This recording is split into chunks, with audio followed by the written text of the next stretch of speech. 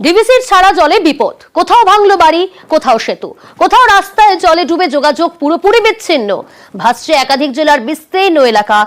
জলবন্দীদের উদ্ধারে ময়দানে বিপর্যয় মোকাবিলা দল। নবান্নে খোলা হয়েছে কন্ট্রোল রুম। কোথাও ভাঙলো বাড়ি, কোথাও ভাঙলো বাঁধ,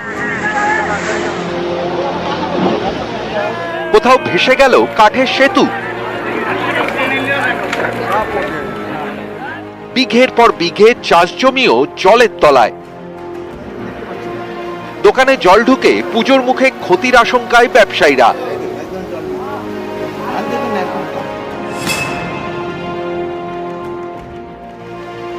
নিম্নচাপের জের, শুক্রবার থেকে টানা বৃষ্টিতে এমনিতেই ফুঁসছিল নদীগুলি। তার উপর ডিভিসি ছাড়া জলে বিপর্যস্ত দক্ষিণবঙ্গের বিস্তীর্ণ এলাকা। পশ্চিম মেদিনীপুরের দাসপুরের গৌড়া গ্রাম পঞ্চায়েতের রামপুর এলাকা। এখানে খালের বাঁধ ভেঙে তলিয়ে যেতে বসেছে দুতলা পাকা বাড়ি। দাসপুরেই হোসেনপুর বাঁধ ভাঙায় বিপত্তি। এখানে কাঁসাইয়ের বাঁধ ভেঙে মঙ্গলবার রাত থেকেই জল ঢুকছে গ্রামে। আতঙ্কে এলাকাবাসী। কাঁসাইয়ের বাঁধ ভেঙেছে ডেবরার ভবানীপুরেও, তাতেই জলমগ্ন বিস্তীর্ণ এলাকা। এই যে জলটা বাড়ছে, আমার মনে হয় বিগত 15 বছরে এরকম জল দেখি। পশ্চিম মেদিনীপুরের পাশের জেলা পূর্ব মেদিনীপুরেও ভয় ধরাচ্ছে কাঁসাই।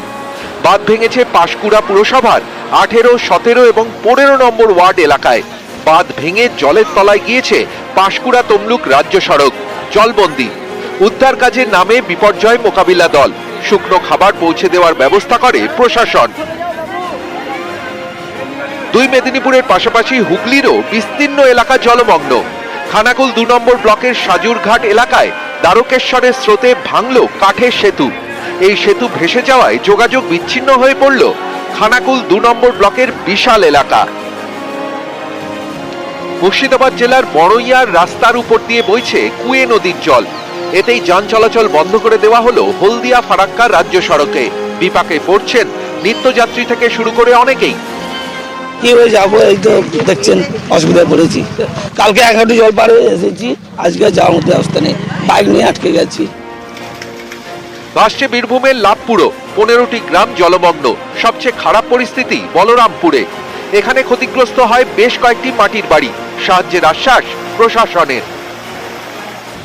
ডুলুং নদীর জল ঢুকেছে ঝাড়গ্রামের সাকরাইল ব্লকের বিস্তীর্ণ এলাকায়। বিঘার পর বিঘা চাষের জমি এখন জলের তলায়। মাথায় হাত কুবদা, নেগড়িয়া, বনপুরা এলাকার কৃষকদের। ধান চাষে প্রচুর ক্ষতি হচ্ছে।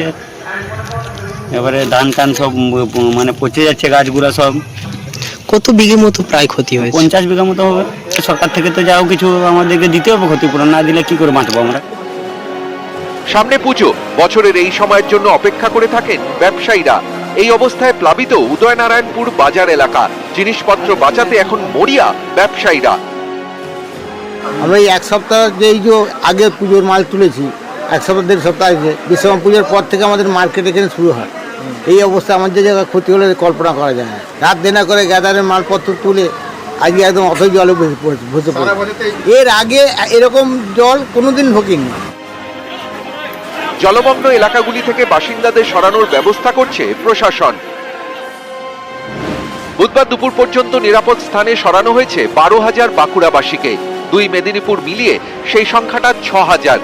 হাওড়ায় 4,000 এবং বীরভূমে 2,000। খোলা হয়েছে 180টি ত্রাণ শিবির। মাঠে নেমেছে এনডিআরএফ এর 8টি এবং এসডিআরএফ এর 17টি টিম। গোটা পরিস্থিতির উপর নজর রাখতে নবান্নে খোলা হয়েছে কন্ট্রোল রুম। নিউজ 18 বাংলা।